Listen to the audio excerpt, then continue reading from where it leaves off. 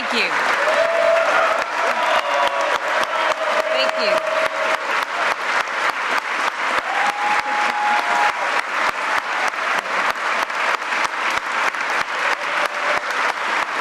Thank you. Thank you. Thank you.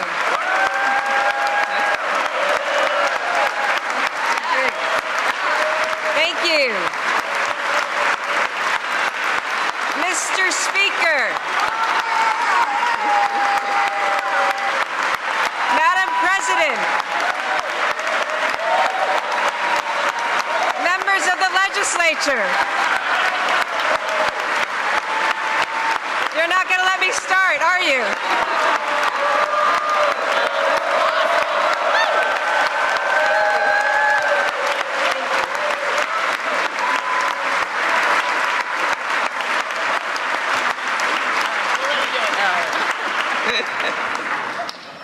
Thank you. Thank you so much.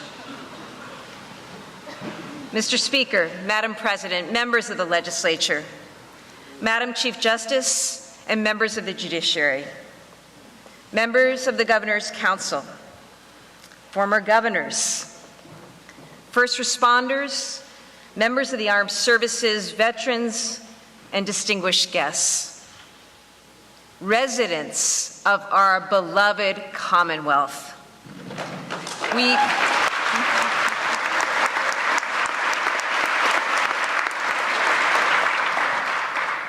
We gather today to transfer the power of government and to renew the miracle of democracy. We gather in the public trust and commit ourselves once more to the work of the people. I thank Governor Baker, who's led this Commonwealth with a steady hand.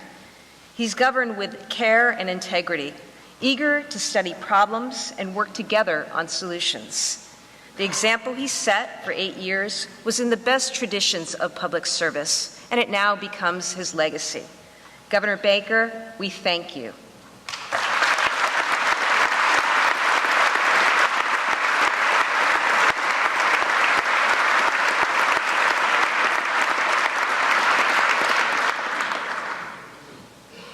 I thank Kim Driscoll. Could I have a better teammate? Could the Commonwealth have a better Lieutenant Governor? Kim, you are the best teammate I could ever ask for. You have led in Salem with an eye to the future, protecting our coastal treasure and making sure that we preserve it for generations to come. I cannot wait to get to work with you, and work together is exactly what we're going to do.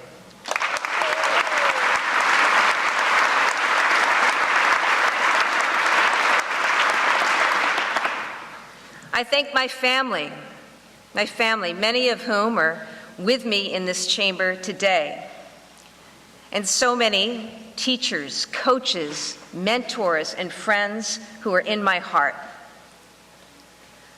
I assume this office with humility, mindful of the weight of history, enlightened by the gift of gratitude. It is the honor of my life to lead this state.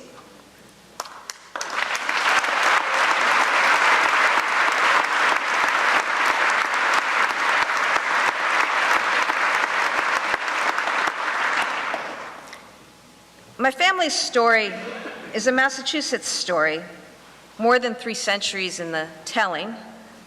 My ancestors landed on a riverbank in Newbury. On the journey, they were borne along by dreams of greater freedom and hope for the blessings of life. Decades later, in the Massachusetts Constitution, the first of its kind, those same dreams were written into a covenant and protected for all time, a model for a young nation. My great-great-grandfather grew up in Newburyport. When he was 16, his father signed a permission slip so he could join the Union Army and fight in the Civil War. My grandmother, as a young girl, would visit the Grand Army of the Republic Hall on State Street in the afternoons with him and listen to the stories of the veterans. She shared those stories with my brothers and sisters and me.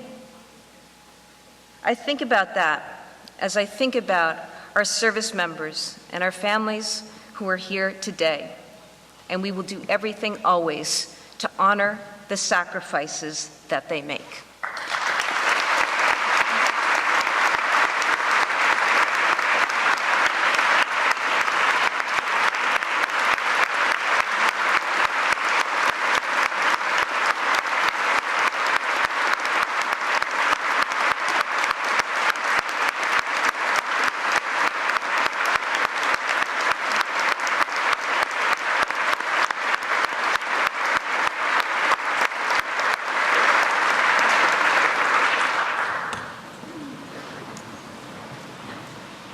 My grandparents met on a fishing dock in Gloucester one summer. She was in nursing school. He worked at the GE factory. Later, when I was to be born in a naval hospital in Maryland, they were very worried that I wasn't starting life on Massachusetts soil. So my grandmother went to the woods, dug up some soil, put it in a little bag, caught a plane, snuck into the delivery room, placed it under the delivery table. Massachusetts has been my home ever since.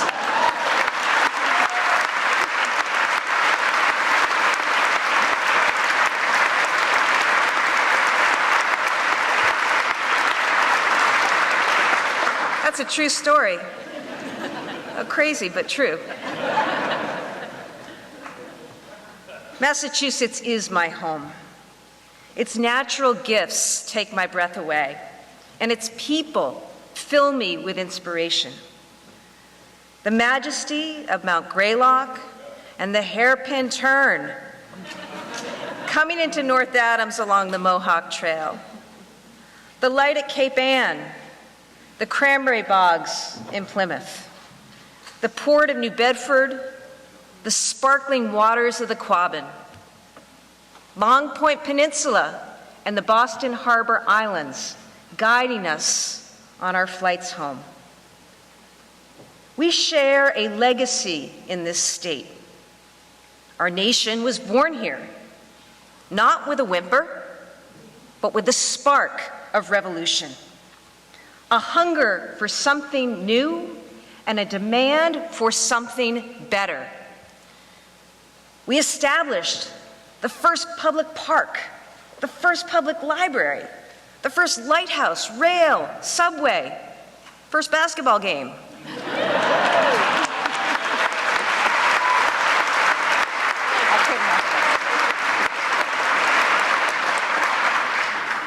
Our state constitution recognized our natural and essential rights and declared them to the world.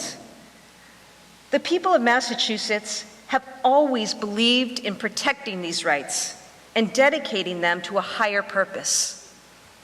We were the first to guarantee that health care is universal.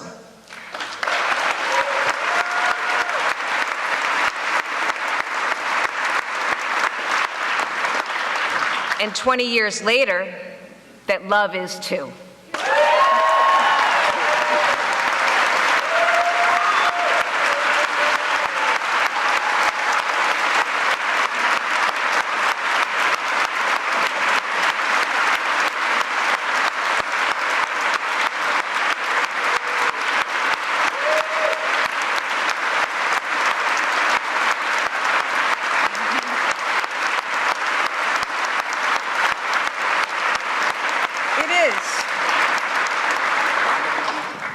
It is in that spirit of common humanity that I stand before you today representing another historic first. This state achieves its purpose when the bedrock of individual freedom meets the bond of the public spirit. This is our commonwealth in the truest sense. Equally ours, equally yours. Whether your Massachusetts story began in an older time or in our own time. This is why people come to Massachusetts, to write their own story, to become their own first, to take up the common good. And what do they see? They see the shared heritage of our beautiful land.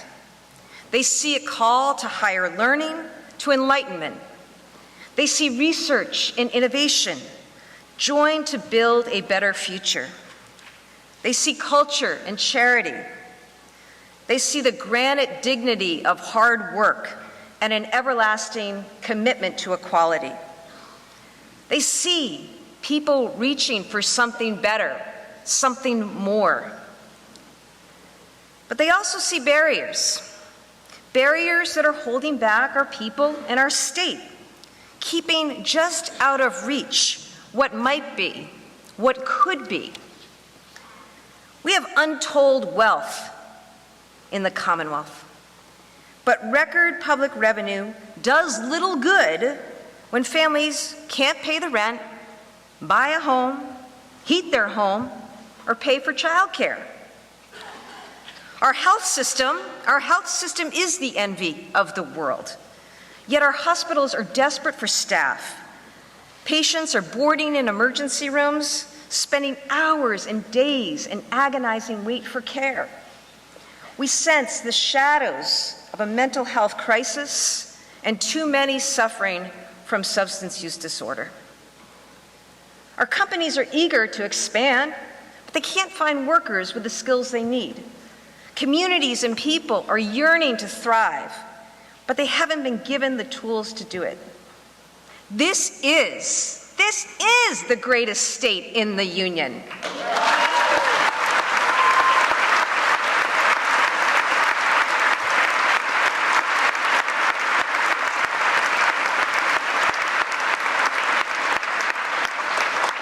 It is. But people are leaving.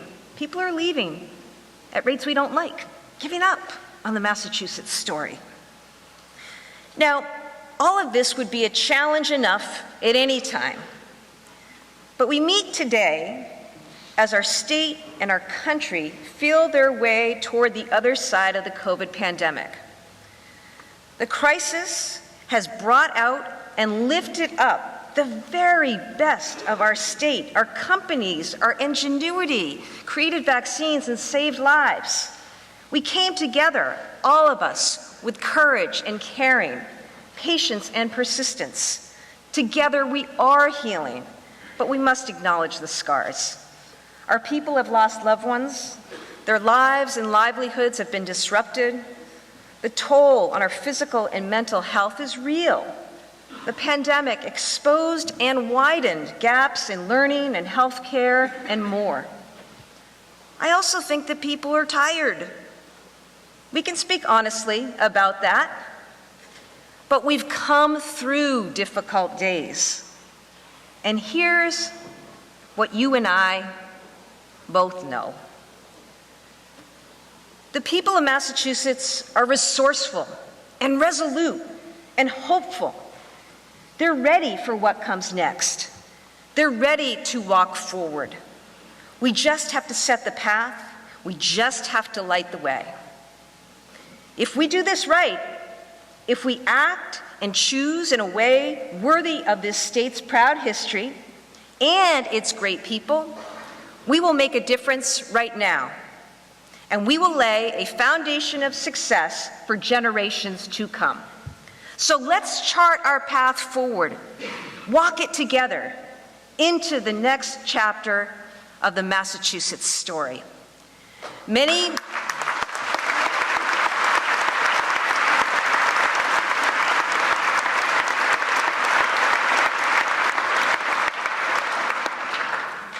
challenges are before us, but let's start here.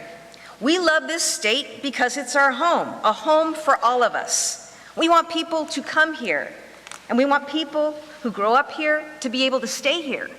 Our country looks on Massachusetts as a gleaming example of liberty and equality and success. But too many states are trying to pass us by. We have to make Massachusetts a place that people can afford to call home. Our people can't realize their dreams until we end the nightmare of high costs.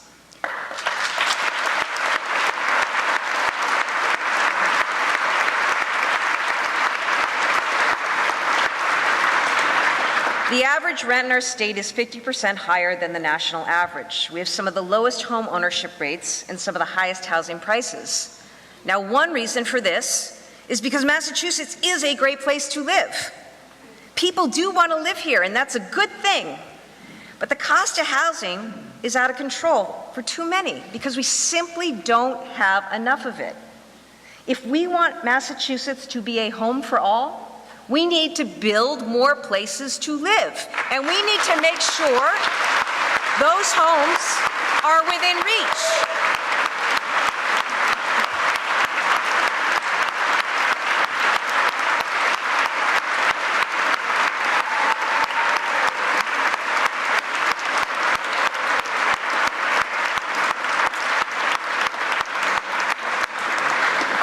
Housing costs are unacceptable for our people, our businesses, and our state's future. To fix that, we need to think big. We will build a state with room for all of its people. To lead this effort, in my first 100 days, I'll file legislation to create a Secretary of Housing. The Secretary will work across government and with cities and towns to make sure we meet our goals. We'll use property that belongs to the people to help the people. I've already directed my Secretary of Administration and Finance to identify unused state-owned land that can be turned into rental housing or homes within 1 year. We'll get first-time home buyers the help that they need, reduce the cost for renters by expanding deductions.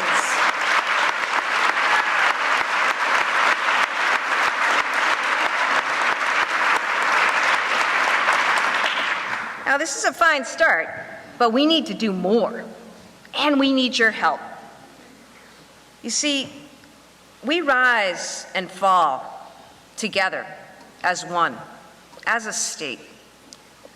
And so today I am asking every citizen to join this cause. That means building more housing next to transit hubs, taking another look at zoning, preserving the housing stock we already have. Okay? Are you with me? We need to do this.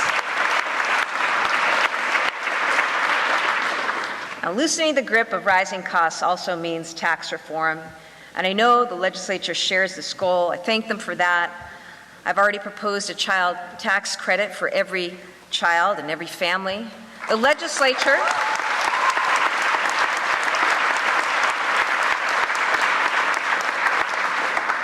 legislature already put forward many worthy proposals during the last legislative session. This will mean real relief for the people who need it most. I want to work. Let's get it done.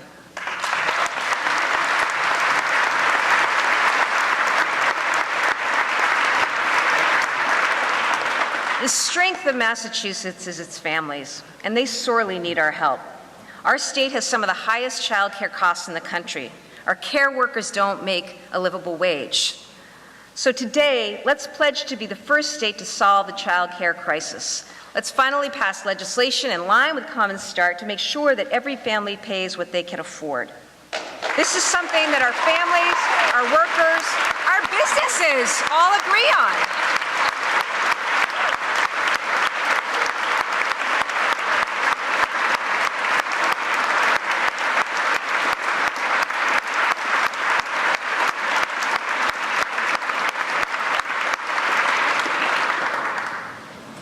We also need to build a Massachusetts economy for the future.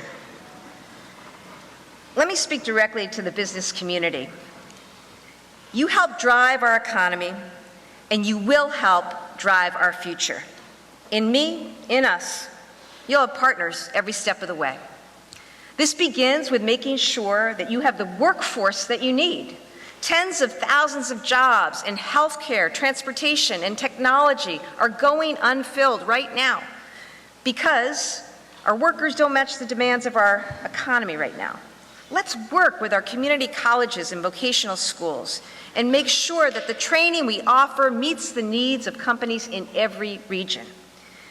In my first budget, I will create and fund a new program called Mass Reconnect. This will offer free community college to students over 25 who don't have a college degree.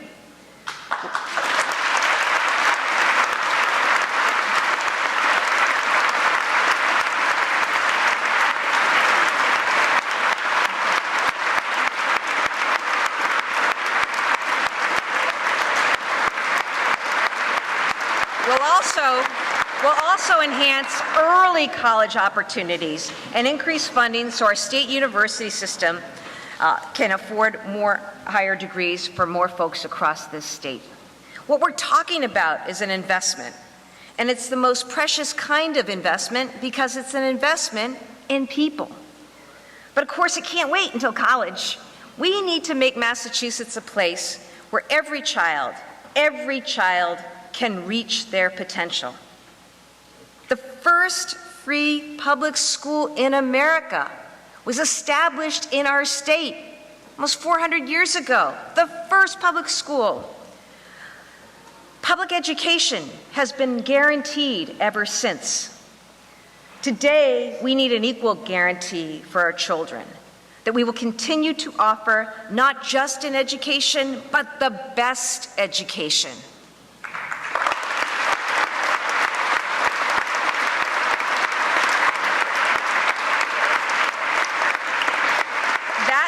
That means funding the Student Opportunity Act to make sure that every student and every school gets the resources they deserve. It means doing more for mental health care, for food security.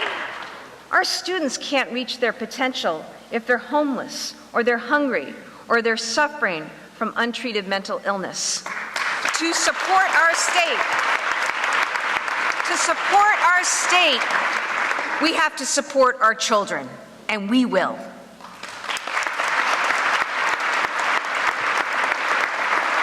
Ensuring that we have the best workforce also means ensuring our workers have training and protections they deserve, and workers will have a partner and a seat at the table every step of the way.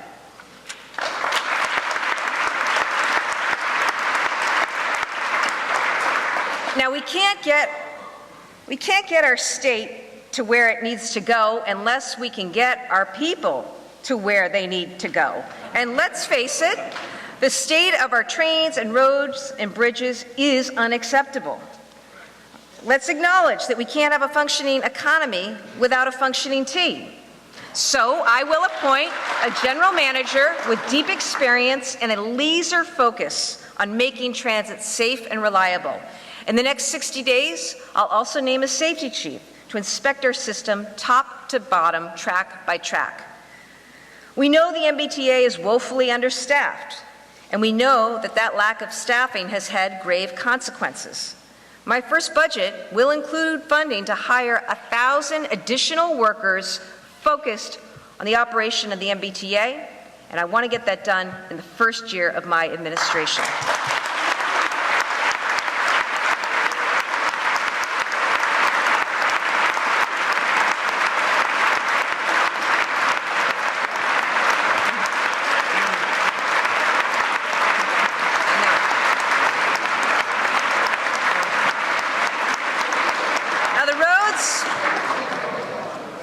I feel the urgency and the commitment. Now, our roads and bridges that get us here and there are also falling apart. Billions of dollars in federal funding are available to fix it, but we're competing with every other state out there for those dollars. So I'm forming an interagency task force, the first of its kind, to compete for federal infrastructure money and to maximize every single dollar that we can bring back to our state. We want to win. We want to win. Every available dollar. For shovel-ready projects all across this state. The people of this state deserve the best transportation system that we can offer, so let's go build it. Finally, our greatest strength is our people, but we cannot reach our potential as a state when so many are held back from reaching their own. People of color, people with disabilities, women, LGBTQ residents continue to face barriers that have held them back for generations. We must center equity in all that we do. I'll be directing every agency in my administration to conduct a full equity audit. Let Massachusetts, let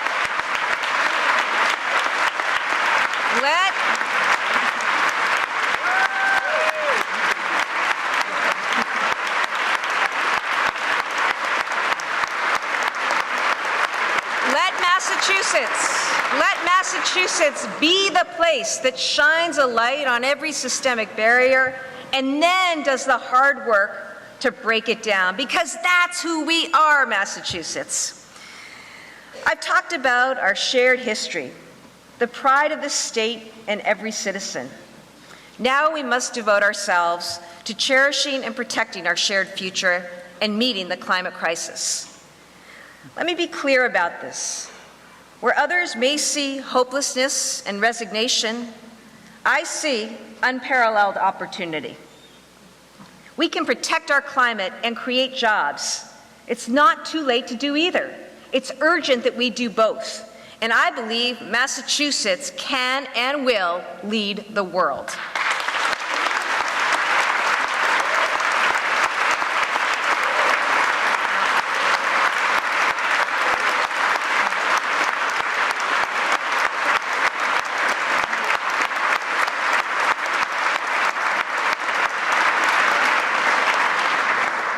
This legislature has already laid out ambitious goals.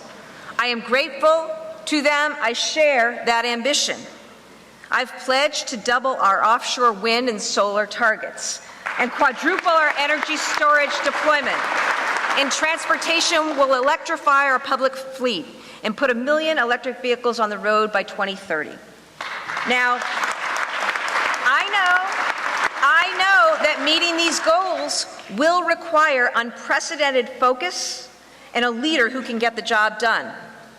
Tomorrow, I'm issuing my first executive order. It will create the country's first cabinet-level climate chief, reporting directly to me. She will work across government and with every city and town to meet our climate goals and achieve our economic potential. We will match our ambitions with our investments. For the first time ever in our state's history, I'll propose we commit at least 1% of the state budget to environmental and energy agencies. We'll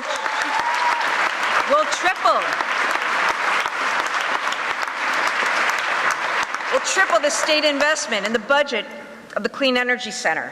We'll create a green bank to foster investment in resilient infrastructure and attract new businesses to Massachusetts. I know we can do this. I know we can. Remember, just over a decade ago, Governor Patrick, the legislature, made a big bet on life sciences, offering funding and support and leadership to make Massachusetts the global leader in life sciences. Now, the results are nothing short of remarkable. So let's commit to making climate innovation the next big investment, the next first.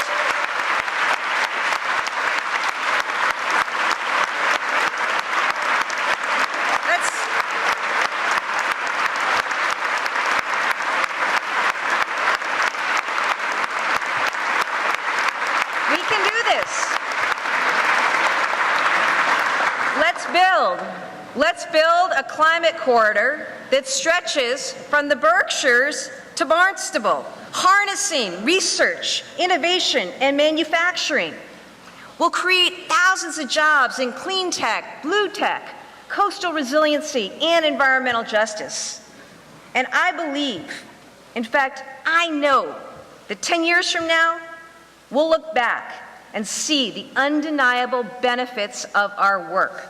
Benefits for our workers, our economy, our Commonwealth, our planet. We can do this, and together we will do this.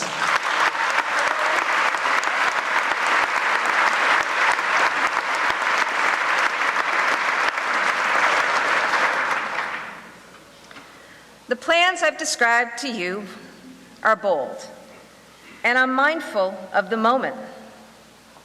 This is a time in our nation of poisoned discourse and ugly politics. Some governors are using people, even children, as props for their own cynical political agendas. Elected officials are putting partisanship over the interests of the people they serve. But not in Massachusetts. That's not who we are. In Massachusetts, we come together, we lift people up, and we lead. No matter the challenges we face ahead, we will stay true to the best of ourselves. We will act with empathy and equity, and we will work together. As governor,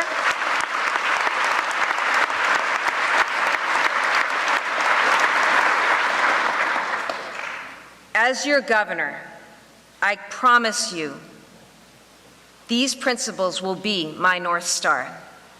Let the word go out to people, to businesses here and all across this country. In Massachusetts, you are welcomed, you're included, you're protected, and you will be better for being here. This is a state.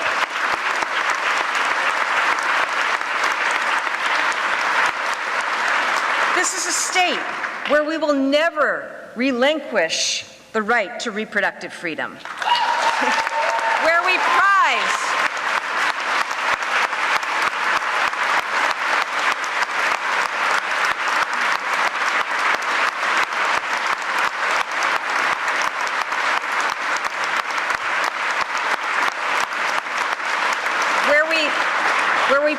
and protect human rights and civil rights and gay rights and equality and democracy.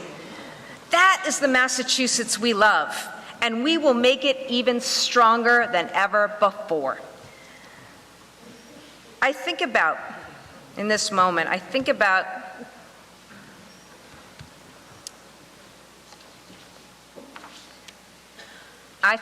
the people who are arriving in Massachusetts today.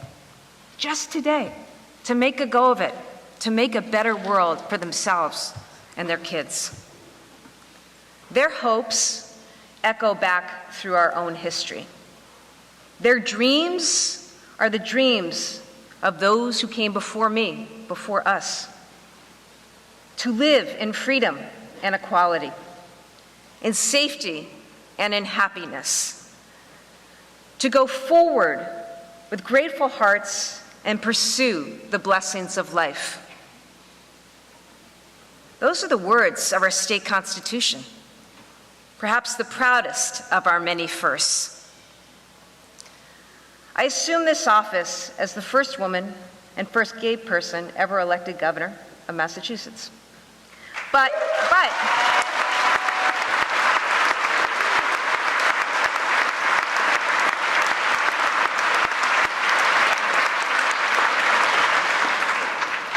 every one of us is a first. You may be a first-generation immigrant choosing Massachusetts as the foundation for your American dream. You may be the first in your family to go to college, the first in your neighborhood to start a business. In this state, we're all trailblazers. We're all leaders. That's why we live in Massachusetts. Now, what story will we write together? Today is a day to celebrate, to think about how far we've come and where we need to go.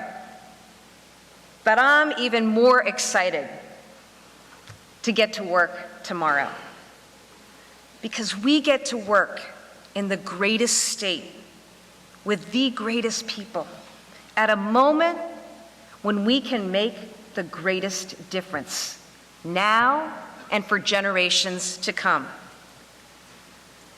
So with great optimism and pride, I thank you all. Now let's come together. Let's get this done. God bless you, and God bless the Commonwealth of Massachusetts. Thank you.